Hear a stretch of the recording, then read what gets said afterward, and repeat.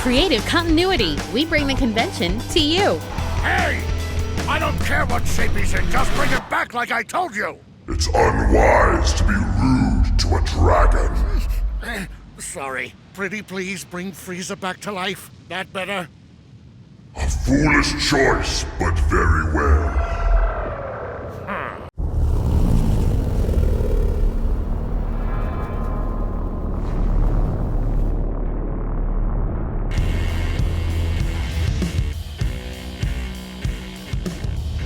Like when I did Battle of Gods, there was a lot of dialogue with Goku and King Kai.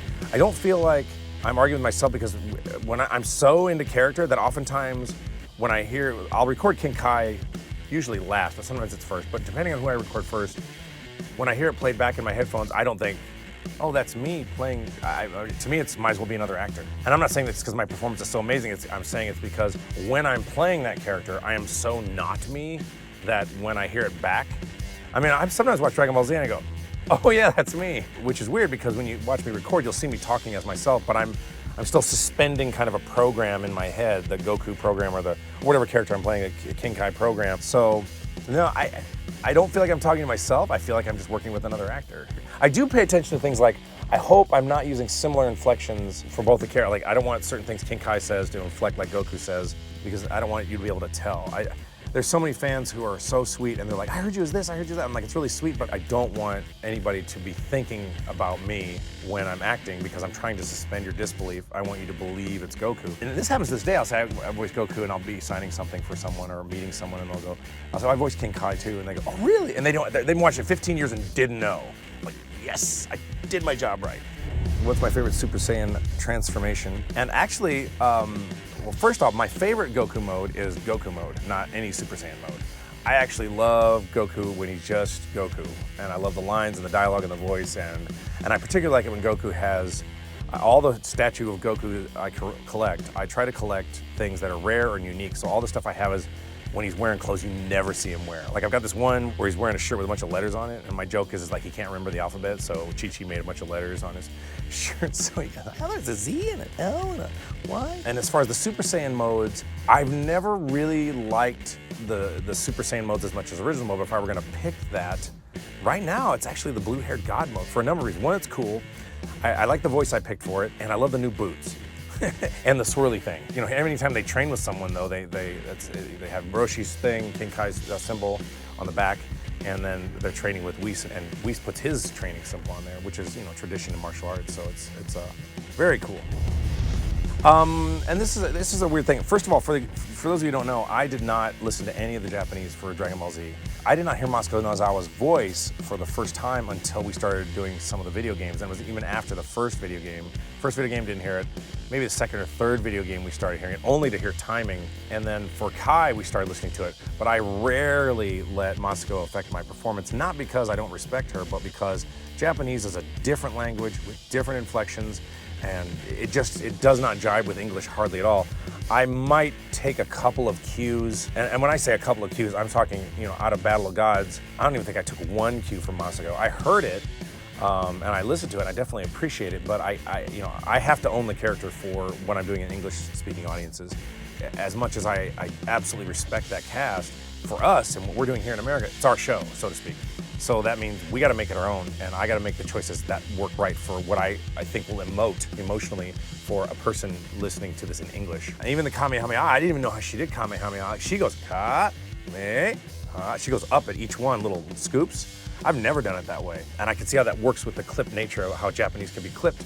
But, you know, I usually do Kamehameha, and they're even, and, you know, as an example. But out of the thousands and thousands of cues I've done for Dragon Ball Z over the last 16 years, maybe one or two.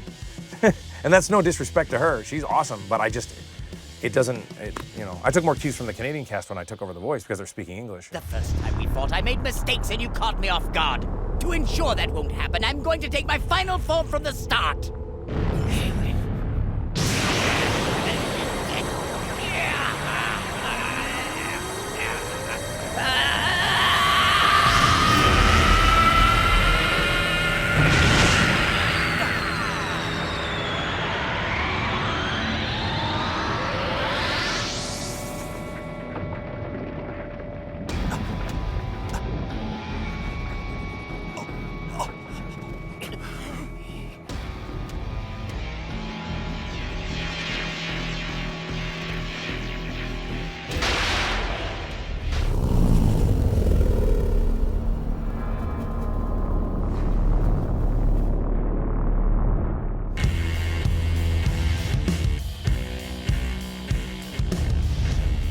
If I was gonna bring a villain back, I'd probably bring all the androids back, but in their mean way. Like I'd bring Android 20, Android 19, 18, and then all the androids from the movies, like the little tiny android with the crazy bow tie, Android 13, I think it was, the one that looked like a little pimp. I'd bring the androids back. My favorite Vegeta moment. Vegeta, I think, peaks, like his most epic stuff, not including the movies, actually, because the movies have been pretty incredible. Battle of Gods was just incredible, and what you're gonna see here is pretty incredible. But I think overall, it was the most rewarding for Vegeta in the series when he fights against Goku, where they have that epic battle. Vegeta goes Majin Vegeta, he decides he's gonna like just unleash the evil that's been in his heart and fights Goku relentlessly. And then clocks Goku over the back of the neck and technically wins that battle. Like, I like any scene where Vegeta beats Goku. Vegeta versus Frieza, rap battle. I mean, I'd be a real jerk if I said that Frieza would win. I don't think Frieza would win in a rap battle. Vegeta's got mad skills. Did you not see him like sing in Battle of Gods? The dude can carry a tune. That guy can throw down. In fact, I think Vegeta, if you look online, you could probably find a clip of him singing Mama Said Knock You Out somewhere, and that would certainly rule the universe. I mean, Frieza couldn't come close to that. Loser. I take a lot from listening to the Japanese when we're doing these characters now. However, I'll let you in on a secret. When we first worked on Dragon Ball Z, we didn't have the Japanese version of the show. All we had was the Spanish version because they couldn't get the materials fast enough from Japan for us to start the dub, and the closest place to us was the company that did the Spanish dub of Dragon Ball Z. So all I got was Goku. All we got was that. So I wasn't initially inspired by the Japanese voices, but now we are quite a bit. We always reference the Japanese first, and plus we hear their lines again and again and again. The video games that we do, we hear constantly 10,000 of these lines back to back. What's funny is over the years I've gotten to meet Ryo Horikawa. He's the Japanese voice of Vegeta. He is super crazy awesome. Like, he's a crazy awesome guy, like very, very talented. I think he works with voice actor training schools, and he is just such a thespian, and a handsome man, I might add.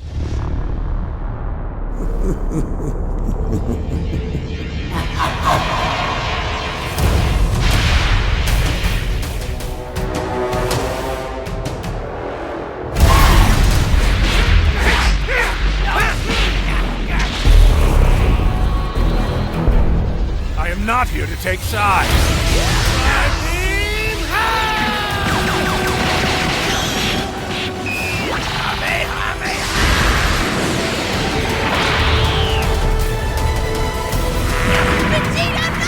What?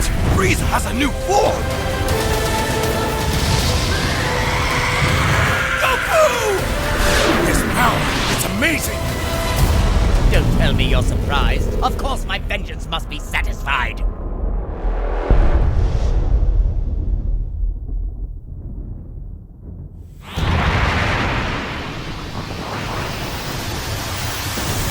This is going to be quite the epic battle, my old nemesis.